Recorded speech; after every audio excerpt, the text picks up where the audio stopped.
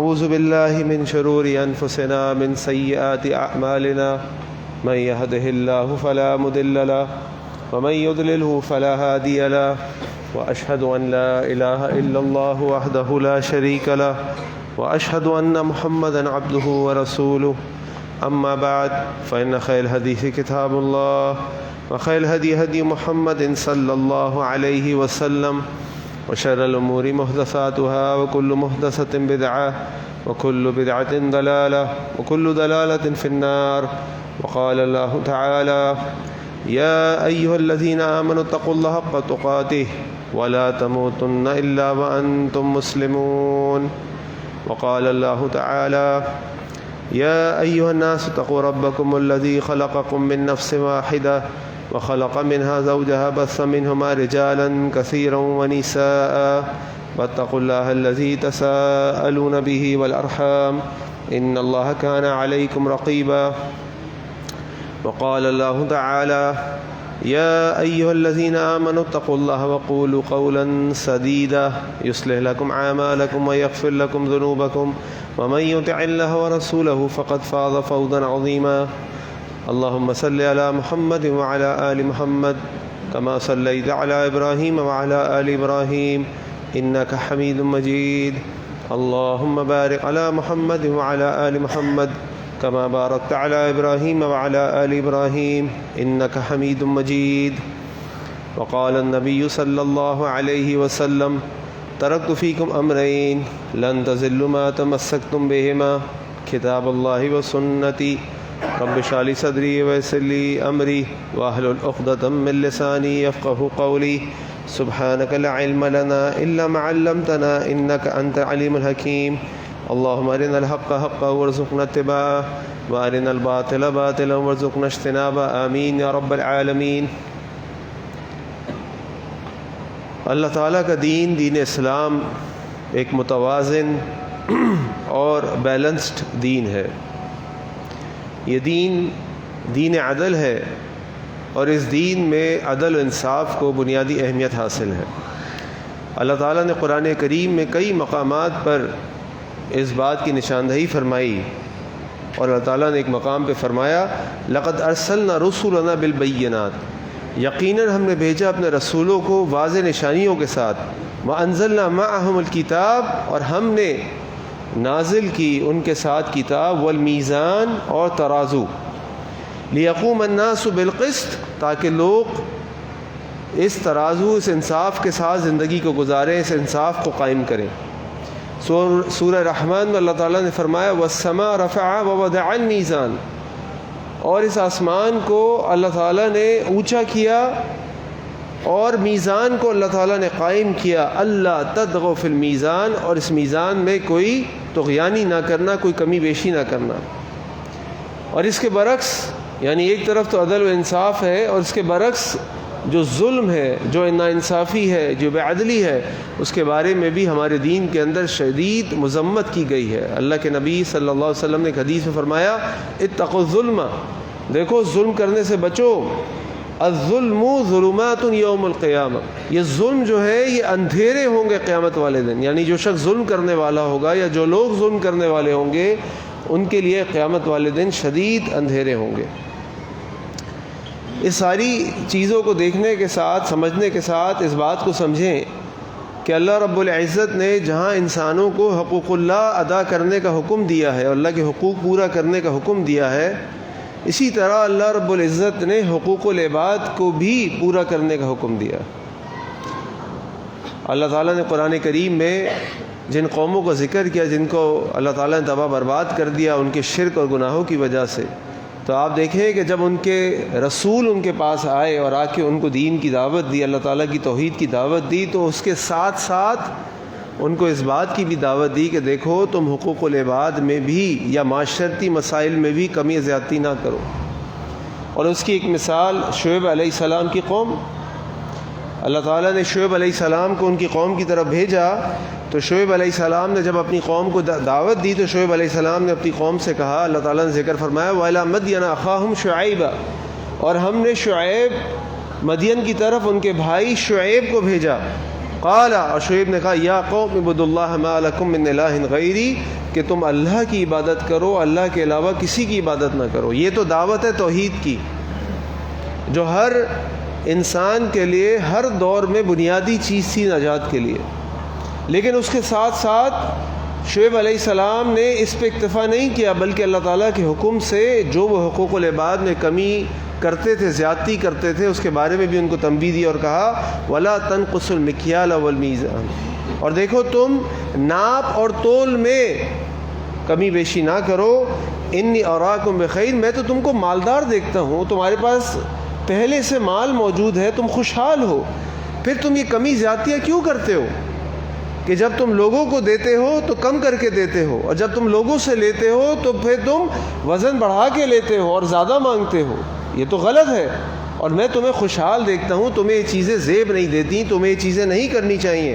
وَإِنِّي أَخَافُ عَلَيْكُمْ عَذَابَ يَوْمٍ عَظِيمٍ، عَذَابَ يَوْمٍ مُحِيطٍ، اور مجھے اس بات کا خوف ہے کہ تم پر عذاب آ جائے اس دن، جو دن سب کے اوپر مسلط ہو جائے گا، یعنی قیامت والے دن۔ اس عمل کی بنا پر مجھے ڈر ہے کہ اللہ تعالیٰ تمہیں عذاب میں مبتلا کر دیں گے۔ یہ بہت ہی شدید گناہ ہے، اور یہ گناہ کس چیز میں آتا ہے؟ یہ گناہ حقوق العباد میں آتا ہے۔ اسی لیے ہمارا دین، میں نے آپ کو شروع میں کہا کہ ہمارا دین ایک متوازن دین ہے۔ وہ حقوق اللہ ادا کرنے کا حکم دیتا ہے تو اس کے ساتھ حقوق العباد کی بھی ہم کو تنبیہ کرتا ہے، بلکہ اتنی تنبیہ کرتا ہے کہ اللہ تعالیٰ اپنے حقوق تو بندے کو معاف کر سکتے ہیں، کر دیں گے، لیکن جو بندوں کے حقوق ہیں اس کے لیے اللہ تعالیٰ ان بندوں کو بلائیں گے، یا ان بندوں کو اپنی طرف سے جن پہ ظلم کیا گیا اپنی طرف سے خوش کریں گے، تو اس شخص کو نجات ملے گی، ورنہ اس کی خلاصی نہیں ہوگی۔ اس کو اللہ کے آگے جواب دینا ہوگا اس ظلم کا جو اس نے لوگوں کے ساتھ کیا۔ پھر شعیب علیہ السلام نے اپنی قوم سے کہا وَيَا قَوْمِ، اے میری قوم، أَوْفُوا الْمِكْيَالَ وَالْمِيزَانَ بِالْقِسْطِ، دیکھو ناپ اور تول کو پورا پورا کیا کرو انصاف کے ساتھ۔ وَلَا تَبْخَسُوا النَّاسَ أَشْيَاءَهُمْ، اور دیکھو لوگوں کے مال میں، لوگوں کو جب تم کوئی چیز دیتے ہو اس میں خبث نہ کرو، یعنی کمی بیشی نہ کرو۔ وَلَا تَعْثُوا فِي الْأَرْضِ مُفْسِدِينَ، اور زمین میں فساد نہ پھیلاؤ۔ اس سے ہمیں ایک اور بات پتہ چلی کہ جب انسان اس ناپ تول میں کمی کرتا ہے، لوگوں کے حقوق پورے نہیں کرتا، تو نتیجہ کیا نکلتا ہے؟ نتیجہ نکلتا ہے کہ زمین میں فساد پھیل جاتا ہے۔ آج ہم سب جانتے ہیں، آج ہم پاکستانی، ہم مسلمان، اللہ رحم فرمائے، ہمارے حال کے اوپر مشہور ہے دنیا میں ناپ تول میں کمی کرنے پر۔ اور قومیں تو ہیں اپنی جگہ، لیکن ہم مشہور ہیں کہ بھائی ان سے جب کام کرو تو اگر یہ تمہیں انشاءاللہ بھی بول دیں، یہ تو میں قسم بھی اٹھا لیں، تو بھی ان کی بات نہیں ماننا، مال کو پوری طرح تولو، چیک کرو، کسی اور کو پیسے دو ان کے ملک کے اندر، جو جا کے فیکٹری پہ چیک کرے گا جو مال پیک کر کے رکھا جا رہا ہے کہ مال پورا ہے کہ نہیں۔ جبکہ اللہ تعالیٰ فرما رہے ہیں کہ اس عمل کی وجہ سے قوموں کو برباد تباہ کر دیا گیا، اور شعیب علیہ السلام کی قوم کو تباہ کر دیا گیا۔ شعیب علیہ السلام اپنی قوم کو جب یہ دعوت دیتے رہے تو ان کی قوم نے ان کا مذاق اڑایا اور کہا کہ یہ جو تم نمازیں پڑھتے ہو، کیونکہ شعیب علیہ السلام نماز بہت پڑھتے تھے، تفاسیر میں لکھا ہے، تو ان کی نمازوں کو مخاطب کرتے کہا تمہاری نمازیں تم کو یہ حکم دیتی ہیں کہ ہمیں ان چیزوں سے روکو، جاؤ جاؤ نمازیں پڑھو، تم ان کن چکروں میں پڑ گئے ہو۔ تو شعیب علیہ السلام نے ان سے کہا کہ بھائی مجھے تم سے کچھ نہیں چاہیے، میرا کام تم کو دین اور حق کی دعوت دینا ہے، اور میں تم پر داروغہ نہیں ہوں۔ اور یہ جو معاملہ ہے اس کو کہتے ہیں تطفیف، کمی بیشی کرنا۔ اللہ کے نبی صلی اللہ علیہ وسلم جب مدینہ تشریف لائے تو ابن عباس فرماتے ہیں، ابن ماجہ کی روایت ہے کہ لما قدم النبی صلی اللہ علیہ وسلم المدینہ تھا، جب اللہ کے نبی صلی اللہ علیہ وسلم مدینہ تشریف لائے، کانوا ای اہل المدینہ، مدینہ کے لوگ من اخبث الناس، لوگوں میں بدترین لوگ تھے۔ کس اعتبار سے؟ المکیالہ، ناپنے کے اعتبار سے، ناپنے کے اعتبار سے۔ فانزل اللہ تعالی سورہ المطففین، تو اللہ تعالیٰ نے سورہ المطففین اتاری۔ تو جب مدینہ کے لوگوں کو سورہ المطففین سننے اور سمجھنے کا موقع ملا تو پھر ان کا حال کیا ہو گیا؟ فاحسنوا الکیل، انہوں نے اپنی اصلاح کی، اور اصلاح کرنے کے بعد انہوں نے اپنے ناپنے کے پیمانوں کو صحیح کر لیا، اور وہ بہترین طریقے سے ناپنے والے ہو گئے۔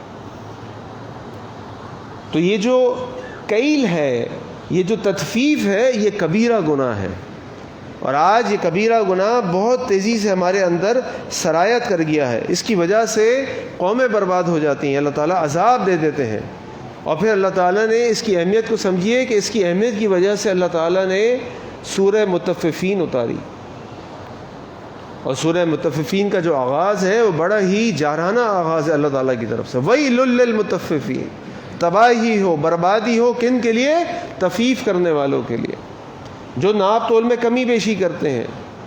الذین اذا اکتالوا علی الناس یستوفون، جب وہ لوگوں سے لیتے ہیں کوئی چیز تو وہ پورا پورا لیتے ہیں، یستوفون پورا مانگتے ہیں، وَإِذَا كَالُوا وَوَزَنُوهُمْ يُخْسِرُونَ، اور جب وہ لوگوں کو ناپ کے دیتے ہیں یا تول کر دیتے ہیں تو اس میں کمی کرتے ہیں۔ اللہ تعالیٰ نے سورہ مطففین اتاری، اور دیکھیے سورہ مطففین اللہ تعالیٰ نے کہاں اتاری؟ سورہ مطففین ہے قرآن کریم کی سورت نمبر 83 83۔ جو سورت نمبر 82 ہے وہ ہے سورہ الانفطار، قیامت کے دن کے بارے میں۔ جو سورت نمبر 84 ہے 84 وہ ہے سورہ انشقاق، اذا السماء انشقت وَأَذِنَتْ لِرَبِّهَا وَحُقَّتْ وَإِذَا الْأَرْضُ مُدَّتْ، وہ بھی قیامت کے دن کے بارے میں۔ ان دونوں قیامت کی ہولناکیوں پہ مبنی صورتوں کے بیچ میں اللہ تعالیٰ نے سورہ مطففین اتاری۔ علماء اور مفسرین جب قرآن کریم کو سمجھتے ہیں، اس پہ غور و فکر کرتے ہیں، تو صرف یہ نہیں ہوتا جو الفاظ لکھے اس پہ غور کریں، یہ بھی دیکھتے ہیں کہ الفاظ کے پیچھے کون سے الفاظ تھے، ان الفاظ کے آگے کون سے الفاظ تھے، اس سے پہلے والی صورت کا کیا موضوع تھا، اس کے بعد والی صورت کا کیا موضوع تھا، کیونکہ یہ صورتیں کی جو ترتیب ہے تو اللہ تعالیٰ کے حکم سے اللہ کے نبی صلی اللہ علیہ وسلم نے رکھوائی ہیں۔ اب اگر کوئی شخص اما پارا پڑھنا شروع کرے اور قیامت کے دن کی ہولناکیوں کو پڑھے تو اس قیامت کے دن کی ہولناکیوں کو پڑھنے کے بیچ میں اس کو مطففین سورہ مطففین پڑھنے کا موقع ملے گا۔ تو لازماً یہ ایک پیغام ہے انسانوں کے لیے کہ یہ ایسا کام ہے اور اتنا بڑا کبیرہ گناہ ہے کہ اگر تم یہ کام کرو گے تو سوچو کہ تم نے اللہ کے آگے کھڑا ہونا ہے، تمہیں اللہ کو جواب دینا ہے۔ تم اللہ کو کیا منہ دکھاؤ گے کہ اگر تم اس طرح لوگوں کے ساتھ معاملات میں تطفیف کرتے ہوگے؟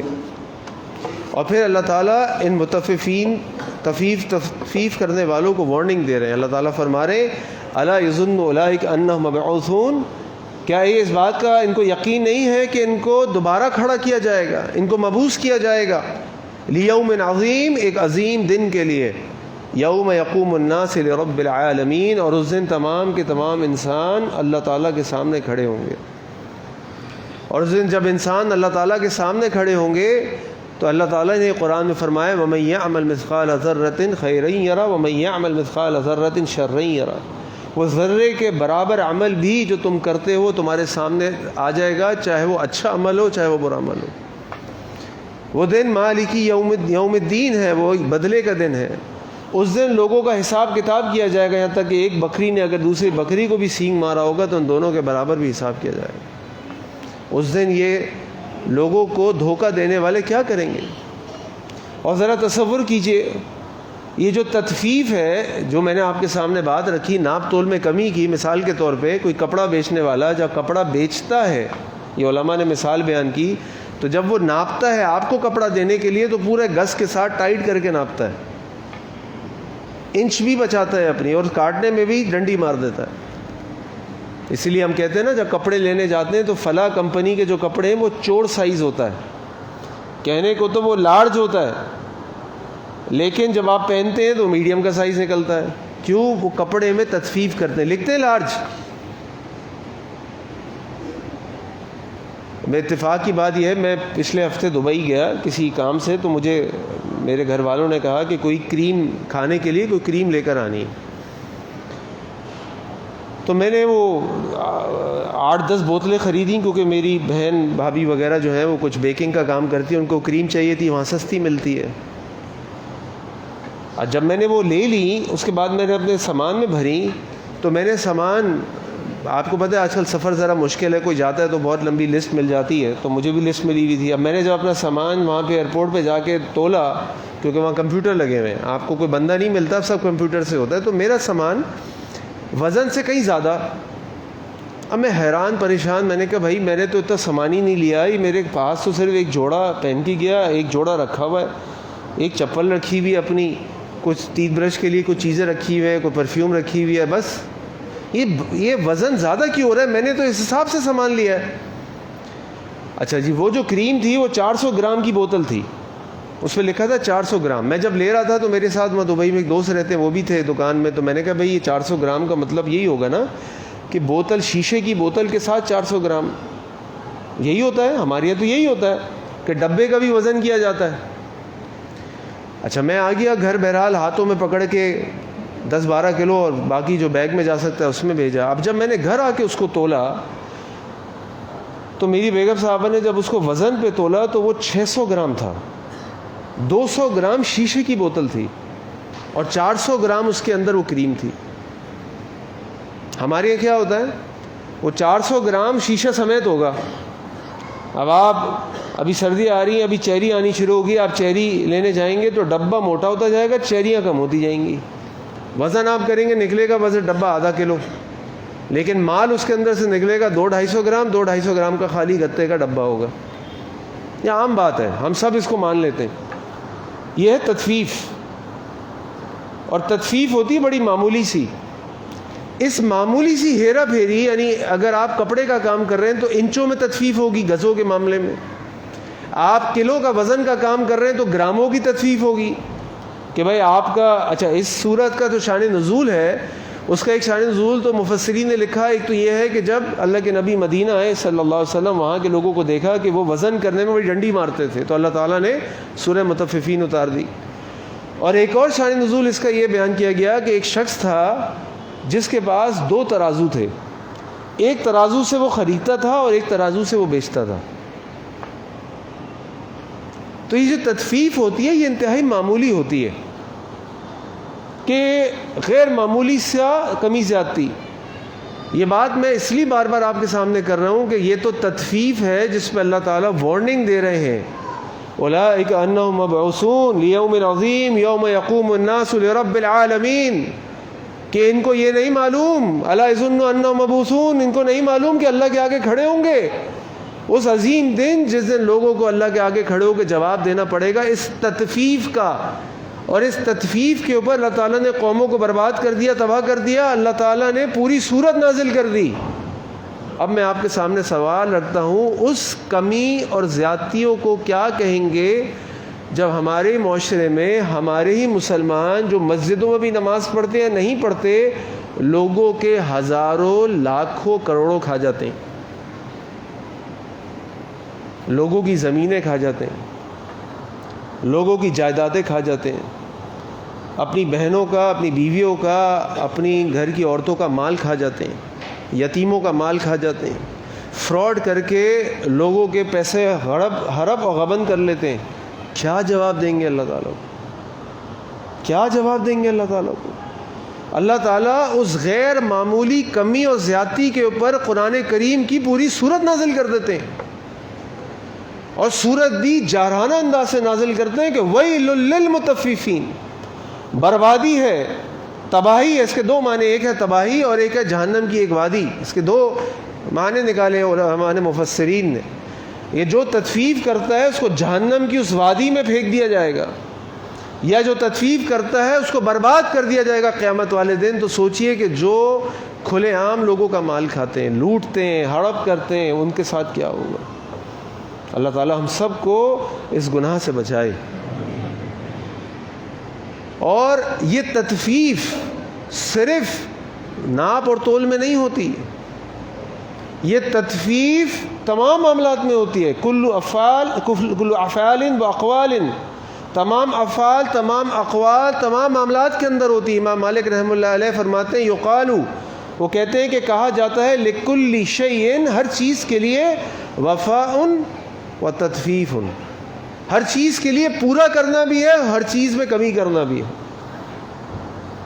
یعنی اس کا معنی یہ ہوا کہ یہ تطفیف صرف ناپ تول میں اور کاروباری معاملات میں نہیں ہوتی. کاروباری معاملات میں تو بہت بڑی بات ہے, یہ تطفیف انسان کے دین میں بھی ہوتی ہے. علماء نے لکھا دین میں کیسے ہوتی ہے. دین میں ایسے ہوتی ہے کہ ایک شخص جو ہے وہ نماز کو اس کے بالکل آخری وقت میں سستی سے ادا کرتا ہے, یہ بھی تطفیف ہے.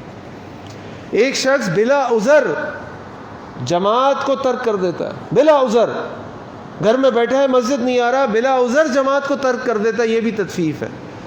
عمر بن خطاب رضی اللہ عنہ کا ایک اثر ہم کو ملتا ہے جس کے بارے میں کچھ کلام ہے کہ یہ ضعیف ہے یا صحیح ہے، واللہ عالم، لیکن جو بات ہے وہ صحیح ہے کہ عمر بن خطاب رضی اللہ عنہ نے عصر کی نماز پڑھائی، جماعت ہو گئی، اس کے بعد آپ نکلے، ان کو ایک شخص ملا کسی جگہ، بھائی تم مسجد میں نظر کیوں نہیں آئے؟ اور اس نے کہا کہ میں نے جماعت مسجد میں نہیں پڑھی، گھر پہ پڑھ لیا، کوئی ایسی بات کہی تو آپ نے فرمایا تم نے تطفیف کی، تم نے تطفیف کی، تمہیں مسجد آنا چاہیے تھا، تم نے بلا عذر مسجد کی جماعت چھوڑ دی تو تم نے تطفیف کی۔ اور تطفیف کرنے والوں کے لیے کیا ہے؟ تطفیف کرنے والوں کے لیے یہ ہے، حضرت حذیفہ رضی اللہ عنہ سے یہ قول ملتا ہے کہ الصلاۃ مکیال، یہ جو نماز ہے یہ بھی ناپی جاتی ہے ایک پیالے میں، یعنی اس کا ایک پیمانہ ہے، فمن اوفى اوفی لہ، جس نے اس کو پورا ادا کیا اس کو پورا مل جائے گا، اور جس نے اس کو پورا نہیں کیا فقط تففت، اس نے فقط تفف، ومن تففا، اور جس نے اس میں تطفیف کی اس کو جا کے بتا دو کہ جو اللہ تعالیٰ نے تطفیف کرنے والوں کے لیے فرمایا وَيْلٌ لِّلْمُطَفِّفِينَ۔ دینی معاملات میں تطفیف یہ بھی ہے کہ انسان روزہ رکھتا ہے تو روزے میں بھی خیانت کرتے ہیں، ہم سب جانتے ہیں روزے میں خیانت کیسے ہوتی ہے، نظروں کی حفاظت کر رہا ہے، نہ زبان کی حفاظت کر رہا ہے، کہنے کو تو بھوکا ہے پیاسا ہے لیکن نہ زبان کی حفاظت ہے، نہ نظروں کی حفاظت ہے، نہ کانوں کی حفاظت ہے۔ اسی طرح تمام جمیع معاملات کے اندر یہ تطفیف ہو سکتی ہے دین کی۔ یہ تطفیف کاروباری مالی معاملات میں بھی ہوتی ہے، جس کی ایک مثال میں نے شعیب علیہ السلام کے واقعے میں آپ کے سامنے رکھی، لیکن آپ کسی ملازم کو، مزدور کو اجرت پہ رکھیں، اس کو اجرت میں کمی کر دیں یا اس سے کام میں زیادتی کریں، یہ بھی تطفیف ہے۔ اسی طرح کوئی ملازم اپنے مالک کے ساتھ کام میں خیانت کرے، جو اس پہ ذمہ داری دی گئی اس کو پورا نہ کرے، یہ بھی تطفیف ہے۔ کپڑا بیچنے والا آپ کو کپڑا بیچے، بول کے بیچے 50 میٹر ہے، اس کے اندر سے نکلے 45 میٹر، یہ بھی تطفیف ہے۔ آپ کے پاس کوئی جعلی نوٹ غلطی سے آ گیا، آپ نے کسی کو کوئی پیسے دینے گڈی کے بیچ میں ڈال کے آپ نے اس کو پکڑا دیا، یہ بھی تطفیف ہے۔ یہ سب چیزیں تطفیف میں آتی ہیں۔ اور اس تطفیف کرنے والوں کو آپ کیا کہیں گے؟ اس تطفیف کرنے والوں کو آپ سمجھائیں گے کہ الا یظن اولئک انہم مبعوثون، کیا تمہیں یقین نہیں ہے کہ تم ان لوگوں کو اللہ تعالیٰ کے سامنے مبعوث کیا جائے گا، لیوم عظیم یوم یقوم الناس لرب العالمین۔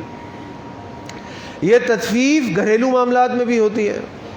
شوہر کہتا ہے کہ بھائی میری بیوی میری خدمت نہیں کرتی، میری بیوی جو ہے میرے لیے کھانا گرم کر کے نہیں رکھتی، میری بیوی میرا یہ حق ادا نہیں کرتی، تو شوہر یہ بتاؤ کہ کیا تم اس کا حق ادا کرتے ہو؟ کیا تم اس کو وقت دیتے ہو؟ کیا تم اس کی جائز ضروریات پوری کرتے ہو؟ کیا تم اس کے ساتھ نرمی اور محبت سے پیش آتے ہو؟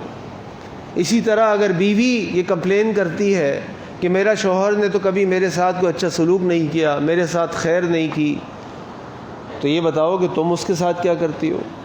اور اللہ کے نبی صلی اللہ علیہ وسلم نے تو اس بات کو بیان بھی فرمایا، آپ نے فرمایا کہ جہنم میں عورتوں کی کثرت کی وجہ بھی یہی ہوگی، یکفرن العشیرہ و یکفرن الاحسان، کہ وہ اپنے شوہر کی ناشکری کرتی ہیں، اس کے احسان کا انکار کرتی ہیں اور اس سے کہتی ہیں کہ تم نے تو کبھی میرے ساتھ خیر ہی نہیں کی۔ یہ تطفیف بچوں کے معاملات میں بھی ہوتی ہے۔ آپ نے بچوں کی تربیت میں کمی چھوڑی، آپ نے بچوں کو وقت نہیں دیا، آپ نے بچوں کی جائز ضروریات پوری نہیں کی، یہ تطفیف ہے، ان کا حق ہے، آپ کی اولاد ہے، وہ ذمہ داری ہے آپ کی۔ کلکم راع وکلکم مسئول عن رعیتہ، تم میں سے ہر کوئی چرواہا ہے، تم سے تمہاری رعایا کے بارے میں سوال کیا جائے گا۔ اللہ کے نبی صلی اللہ علیہ وسلم کے پاس ایک صحابی آئے اور آ کے کہا کہ اللہ کے وسلم، میں اپنے اس بیٹے کو، میری بیوی کہتی ہے کہ مجھے یہ بیٹا بہت پسند ہے، میں اس کو ایک تحفے میں غلام دو۔ اور جب اللہ کے نبی صلی اللہ علیہ وسلم نے پوچھا کہ تمہاری اور بیٹے اولاد بھی ہیں؟ ہاں جی ہیں۔ تو آپ نے فرمایا میں اس ظلم کے اوپر گواہ نہیں بنوں گا۔ کیا بیٹے کو غلام تحفے میں دینا ظلم ہے؟ کوئی ظلم نہیں ہے۔ اپنے بچوں کو کوئی تحفہ دینا تو محبت ہے، لیکن ظلم کیا تھا کہ جو باقی اولاد ہیں ان کو نہیں دے رہے، ایک کو دے رہے، یہ بھی تطفیف ہے، یہ بھی ظلم ہے۔ اور یہ ظلم ہمارے معاشرے میں آج عام ہے، اور لوگ اس ظلم کو کرنے میں لگے ہوئے ہیں. ان کو اس بات کی فکر نہیں ہے کہ کل اللہ کے سامنے جب کھڑے ہوں گے یوم یقوم الناس لرب العالمین, تو اس وقت اللہ کے سامنے ہم کیا جواب دیں گے. اللہ تعالیٰ سے دعا ہے کہ اللہ تعالیٰ ہم سب کو ہر قسم کی تطفیف سے محفوظ فرمائے. وآخر دعوانا ان الحمد للہ رب العالمین.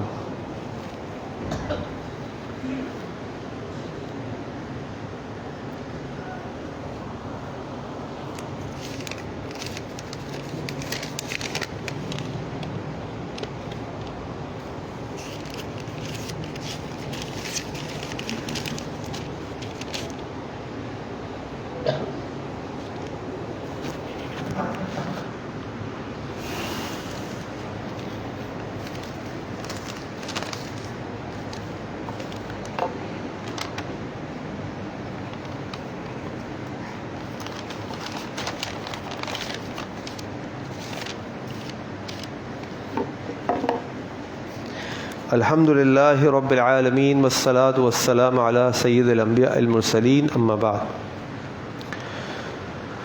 آج اگر ہم اپنے چاروں طرف نظر دوڑائیں تو ہم دیکھیں گے کہ دنیا میں ہر طرف ظلم و ستم ہے, اور خاص طور پہ مسلمان اس ظلم و ستم کا بہت زیادہ شکار ہیں. اس کی ایک وجہ تو یہ ہے کہ جو اللہ کے نبی صلی اللہ علیہ وسلم نے حدیث مبارکہ میں اللہ تعالیٰ نے ہمیں قرآن کریم کے اندر جو احکامات دیے, جو زندگی گزارنے کے اصول سکھائے, اس کا تعلق حقوق اللہ سے ہو یا حقوق العباد سے,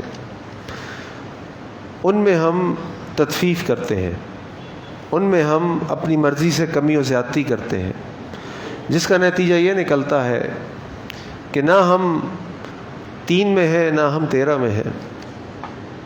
اور یہ اللہ تعالیٰ نے قرآن کریم میں واضح الفاظ میں ہمیں بات بتا دی. اللہ تعالیٰ نے فرمایا افتؤمنون ببعض الکتاب وتکفرون ببعض, کیا تم اس کتاب کے ایک حصے پر ایمان لاتے ہو اور ایک حصے کو چھوڑ دیتے ہو. فما جزاء من يفعل ذلك منكم الا خزي في الحیاۃ الدنیا, اور جو ایسا کوئی کام کرے گا تو اس کا بدلہ اس کے سوا کچھ نہیں ہو سکتا کہ اس دنیا کی زندگی میں اس کے لیے ذلت ہو. جب یہودیوں پہ اللہ تعالیٰ نے ذلت اور مسکنت کو مسلط کیا تو ان کی وجوہات بھی یہی تھی کہ انہوں نے اللہ تعالیٰ کے دین کو چھوڑ دیا, اس میں تحریف کی, اپنی مرضی کی چیزیں مانی, اپنی مرضی کی چیزیں چھوڑ دیں, جس کو وہ چاہتے تھے قبول کیا, جس کو نہ چاہتے تھے اس کو مسترد کر دیا, رد کر دیا. تو اللہ تعالیٰ نے فرمایا ضرب علیہم الذلۃ والمسکنہ وباءوا بغضب من اللہ, اللہ تعالیٰ نے ان کے اوپر ذلت اور مسکنت کو مسلط کر دیا اور اللہ تعالیٰ کا غضب ہوگا ان کے اوپر. آج جیسا کہ میں نے آپ سے کہا کہ نہ ہم 3 میں ہیں نہ ہم 13 میں ہیں. تو چلیں, پہلی بات تو یہ کہ جو ہمارے اعمال ہیں, یہ تطفیف ہمارے تمام زندگی کے افعال کے اندر ہے, معاملات کے اندر ہے, اس کا خمیازہ ہم بھگت رہے ہیں. اور یہ خمیازہ یہ نہیں کہ صرف ہم غیر مسلموں سے بھگت رہے ہیں, بلکہ یہ خمیازہ ہم اپنوں سے بھی بھگت رہے ہیں. ہمیں اپنوں سے بھی یہی تکالیف اور شکایتیں ہیں. آپ دنیا بھر کے اسلامی ممالک کی طرف دیکھیے, آپ کو ظلم و ستم نظر آئے گا. آپ کو مائٹ از رائٹ, جو طاقتور ہے بس اسی کی بات چلتی ہے, جو کمزور پڑ گیا وہ چلا گیا, وہ مارا گیا, وہ پھنس گیا. تو یہ کیوں ہو رہا ہے؟ یہ اس لیے ہو رہا ہے کیونکہ ہم اللہ اور اس کے دین کو اور نبی کریم صلی اللہ علیہ وسلم کی سنتوں کو ہم نے چھوڑ دیا.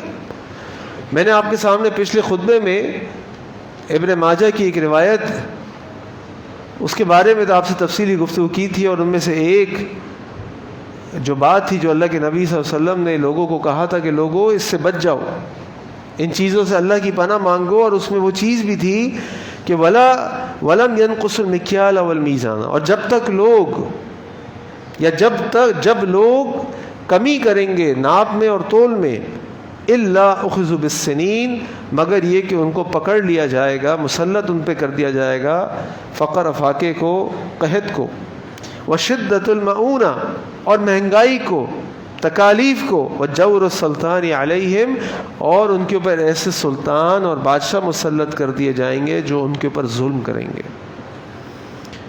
تو چھوڑ دیں غیروں کو, وہ کیا کرتے ہیں ہمارے ساتھ.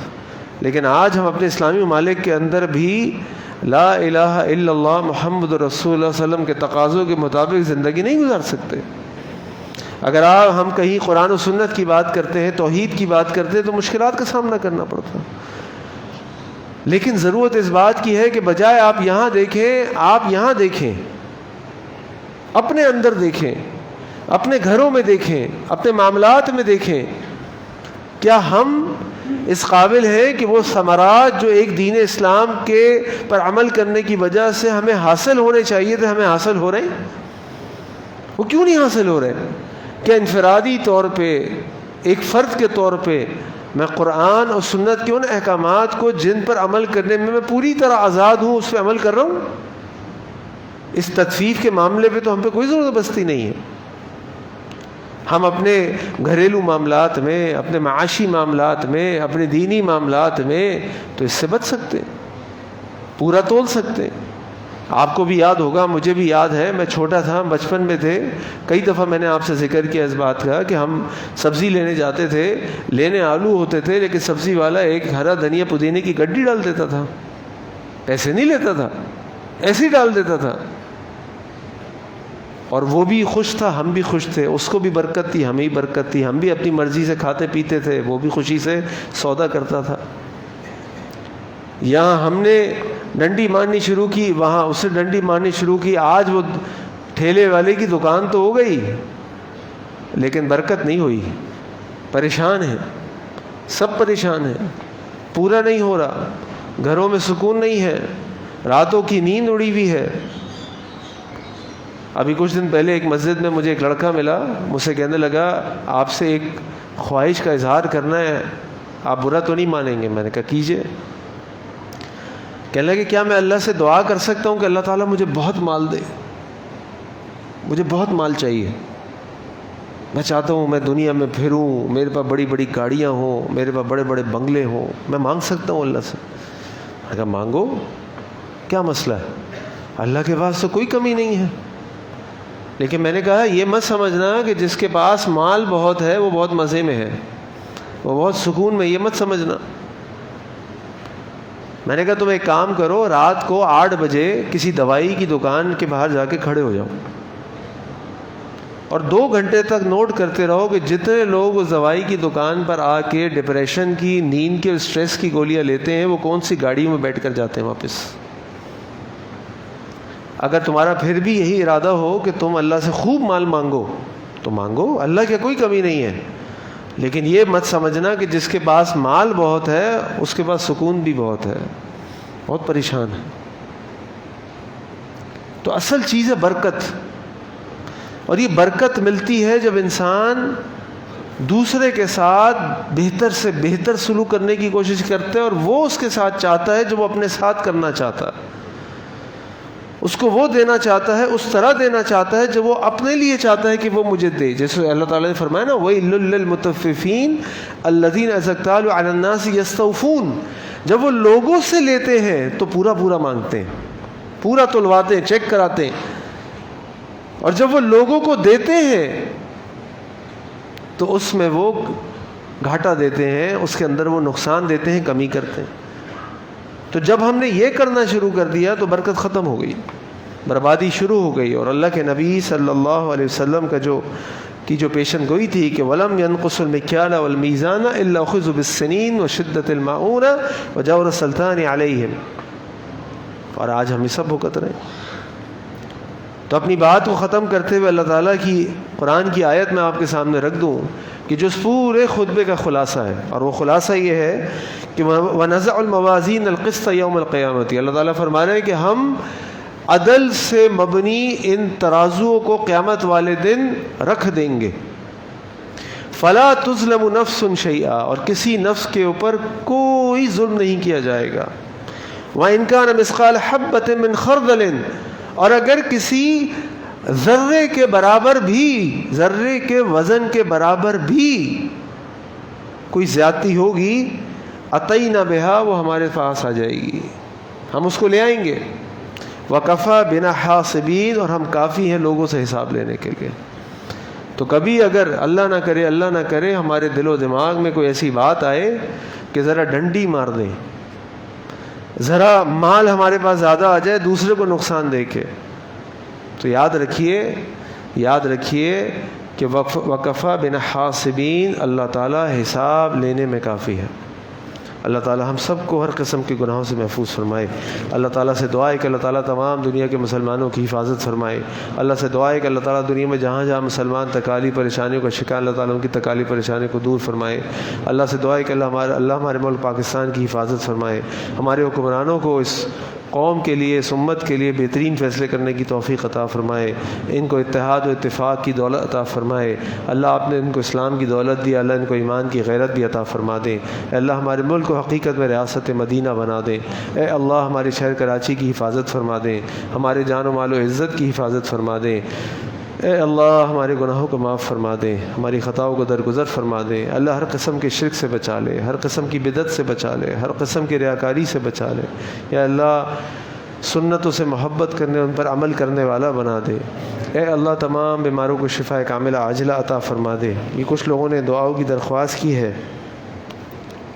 بیماریوں کے لیے، اللہ تمام بیماروں کو شفا کاملہ عاجلہ عطا فرما دے۔ حماد حسین کی والدہ اسپتال میں ہے، حالت بہت خراب ہے، اللہ سے دعا کریں کہ وہ خیر کے ساتھ اور ایمان کی زندگی کے ساتھ گھر آ جائیں۔